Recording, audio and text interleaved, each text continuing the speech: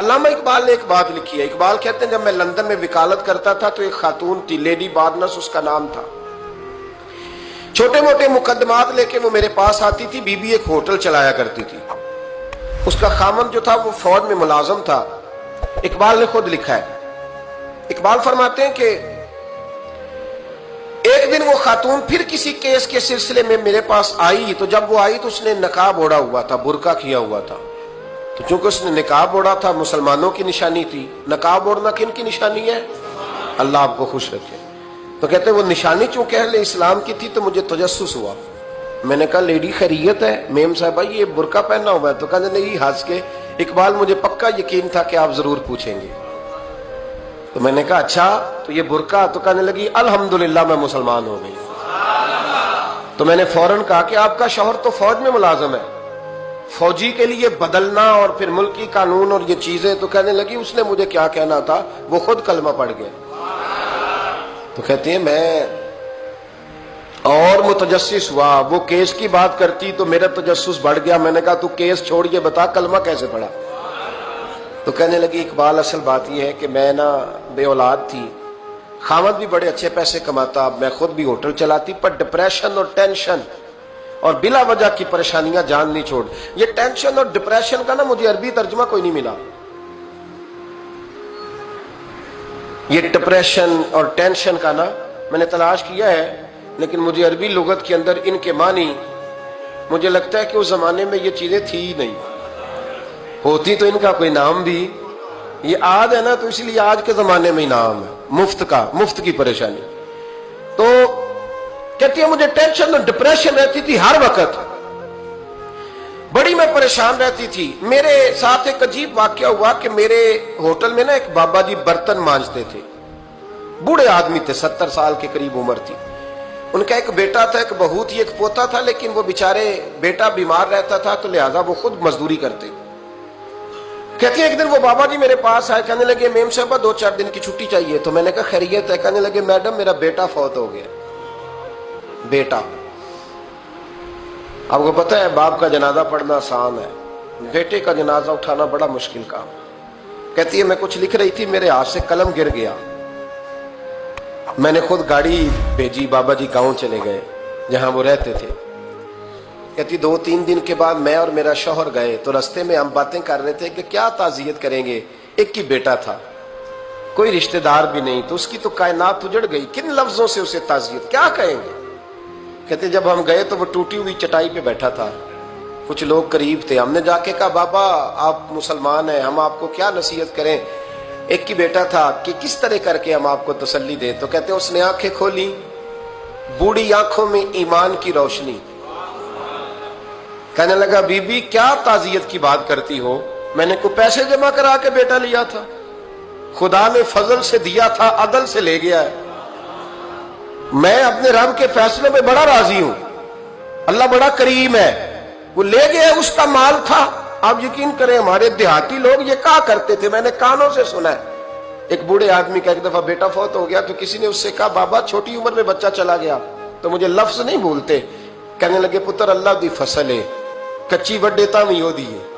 سنے آپ نے بھی کبھی یہ فکرہ, کچی وڈے تے پکی لے گئے تے تاوی ہے جو ہو دی. تو جب اس کا جی چاہا وہ لے گیا. اللہ اکبر. وہ خاتون کہتی ہے کہ وہ بابا جی سے میں نے کہا کہ چلو آپ 1 مہینے کی چھٹی کر لے. تو کہنے لگا نہیں میڈم میں مسلمان ہوں, مفت کی روٹی نہیں کھاتا, مزدوری کر کے کھاتا ہوں, میں انشاءاللہ 2-3 دن کے بعد کام پہ آ جاؤں گا. کہتے ہیں وہ چند دنوں کے بعد آ گیا. اللہ کی قدرت کے ابھی 2-3 ماہ گزرے تھے پھر آیا. میڈم چھٹی چاہیے کچھ دنوں کی. میں نے کہا خیریت ہے؟ کہنے لگے وہ میری بہو بھی ہارٹ اٹیک سے فوت ہو گئی. کہتے اب میں بھی تڑپ گئی اور عیسائی ہو کہ میری آنکھوں میں آنسو آ گئے. میں نے کہا گھر کا دروازہ بند ہو گیا, اب یہ بیچارہ کیا کرے گا. وہ اپنے شوہر کے غم میں ہارٹ اٹیک سے فوت ہو گئی. کہتے ہم پھر 2-3 دن کے بعد تعزیت کے لیے گئے, پھر ٹوٹی ہوئی چٹائی, بوڑھا نہ اپنی انگلیوں سے زمین پر کچھ بنا رہا.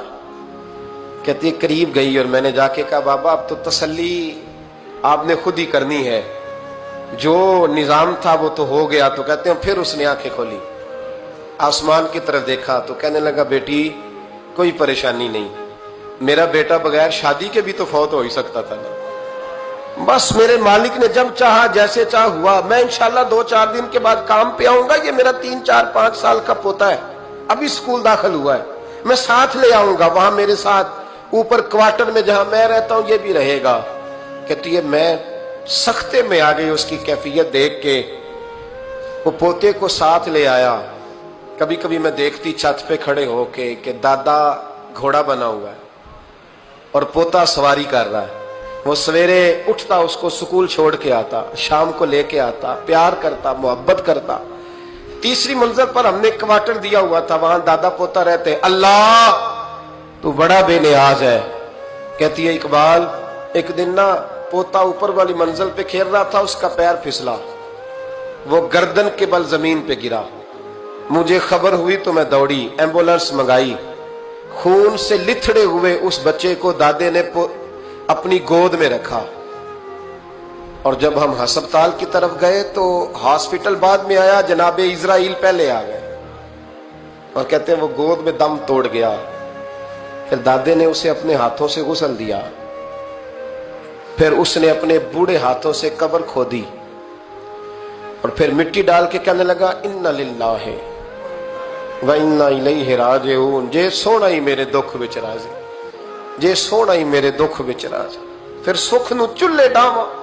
कहती वो मिट्टी डाली उसने और जब वो वापस पलटा तो मैं बाजू से थाम के होटल करीब लाई और मैंने उसके करीब कहा कि बाबा तू टूट गया है, तू बिखर गया है।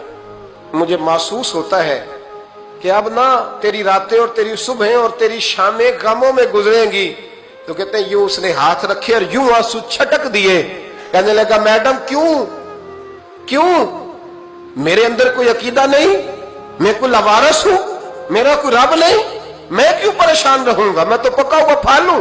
थोड़े दिन गुजरेंगे, कब्र में जाऊंगा और जब जन्नत में जाऊंगा तो अल्लाह मेरी बेटे से भी मुलाकात कराएगा, मेरे पोते से भी मुलाकात कराएगा, मेरा रब सारी मुलाकातें करा देगा। मैं अपने अल्लाह की रजा पे बड़ा राजी हूं। वो खातून कहती है मेरा और मेरे शौहर का कलेजा फटने लगा। मैंने कहा बाबा ये जज्बा कहां से मिलता है, ये सुकून कहां से आता है, ये कैफियत कैसे मिलती है। मुझे कहने लगा तूने लेनी है। मैंने कहा तो कहने लगा तू भी गुंबद खजरा वाले नबी का कलमा पढ़ जा, तू भी रसूलुल्लाह का कलमा पढ़ जा।